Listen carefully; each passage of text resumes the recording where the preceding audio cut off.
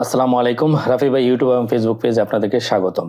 ইদানিং আপনারা বিভিন্ন জায়গা থেকে দেখেছেন, বিভিন্ন কন্টেন্ট ক্রিয়েটররা একটা জিনিস খুব ফলো করে প্রকাশ করতেছে যে ফেসবুক অটো বুস্টিং করতেছে, যার কারণে আপনার টাকা দিয়ে আপনার পেজটি আর বুস্টিং করার দরকার হবে না। কিন্তু এটু কতটুকু সত্য এবং কতটুকু মিথ্যা আজ এটা আপনাদের সামনে শেয়ার করব।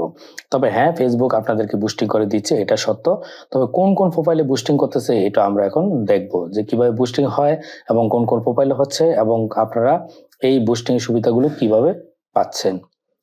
চলুন তাহলে সেই বুস্টিংটা আগে দেখে নিই যে আসলে কোথা থেকে বুস্টিং হচ্ছে এবং এই বুস্টিং এর জন্য আপনার কি কি করণীয় সেটা আমরা দেখব। আপনার পেজটি বুস্টিং হচ্ছে কি হচ্ছে না সেটা আপনি কিভাবে বুঝবেন সেটা আমরা দেখব ভিডিও শেষে। এখন আমরা দেখব আসলে ফেসবুক কোথা থেকে বুস্টিং করতেছে, সেই জিনিসটি আমরা একটু দেখার চেষ্টা করব, আসলে কোন কোন অপশনগুলো অন থাকলে ফেসবুক বুস্টিং করা শুরু করে।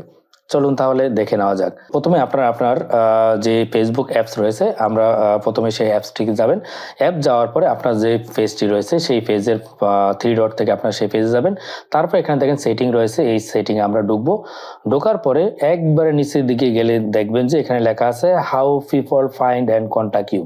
এখানে যখন ক্লিক করবেন এখানে দেখবেন যে দুইটা অপশন আছে, allow search engine outside of Facebook two link to your page. তার মানে আপনি যদি এটা অ্যালাউ করে দেন তাহলে আপনার সার্চ ইঞ্জিনটি আপনার ফেসবুক পেজে আপনার লিঙ্কটা আউটসাইডে পাবলিশ করবে। দ্বিতীয়টা আছে allow your page to be recommended to people look at similar page. তার মানে আপনার এই পেজটা কিন্তু আপনি যদি এটা অন করে দেন তাহলে কিন্তু আপনার এই পেজটা অটোমেটিকলি রিকমেন্ড হচ্ছে বিভিন্ন পেজে। তার মানে বুঝে যাচ্ছেন যে ফেসবুক কিন্তু আপনাদের অটোমেটিকলি বুস্টিং করে দিচ্ছে। কিন্তু প্রশ্ন হলো এই দুইটা অপশন কি অফ থাকে? মোটেও না। এই দুইটা অপশন প্রত্যেকটা নতুন পেজের জন্য এটা অটোমেটিক অন করা থাকে। তার মানে আপনার আসলে কোনো দরকার নেই এই দুইটি অপশন অন করা বা খোঁজার। সো বুঝাই যাচ্ছে যে প্রত্যেকটা পেজে কিন্তু আপনার খুব সহজেই এটা ফেসবুক অ্যালাউ করে দিচ্ছে যে এটা সার্চ ইঞ্জিনে পাওয়া যাবে এবং এটা অন্যান্য সিমিলার যে পেজগুলো রয়েছে সেখানে সে রিকমেন্ডেড করবে। এখন প্রশ্ন হচ্ছে আপনার পেজটা কি রিকমেন্ডেড করতেছে, সেটা আপনি কিভাবে বুঝবেন? সেটার জন্য আপনাকে প্রথমে বুঝতে হবে যে আপনি আসলে কি নিয়ে আপনি কাজ করছেন। ধরুন আপনার একটা পেজ রয়েছে, সেটা পেজে আপনি বরাবরই করেন কি টেক ভিডিও দিচ্ছেন। যেমন আমি এই ভিডিওটি দিচ্ছি, এটা একটা টেক ভিডিও, আমি টিউটোরিয়াল দিচ্ছি আপনাদেরকে। তার মানে ফেসবুক ধরে নিচ্ছে যে এই চ্যানেল থেকে কিন্তু টিউটোরিয়াল হচ্ছে। তার মানে এই টাইপের টিউটোরিয়াল যারা করবে তার যে পেজের সাথে কিন্তু এই পেজটি সে কি বলবে রিকমেন্ডেড করবে। এখন প্রশ্ন হলো আপনি আজকে টেক ভিডিও দিলেন, কালকে ব্লগ দিলেন, তারপর দিন আপনি ইংলিশ কমিউনিকেশন দিলেন, তারপর দিন আপনি গান দিলেন, তারপর দিন আপনি কবিতা দিলেন, তারপর দিন গজল দিলেন।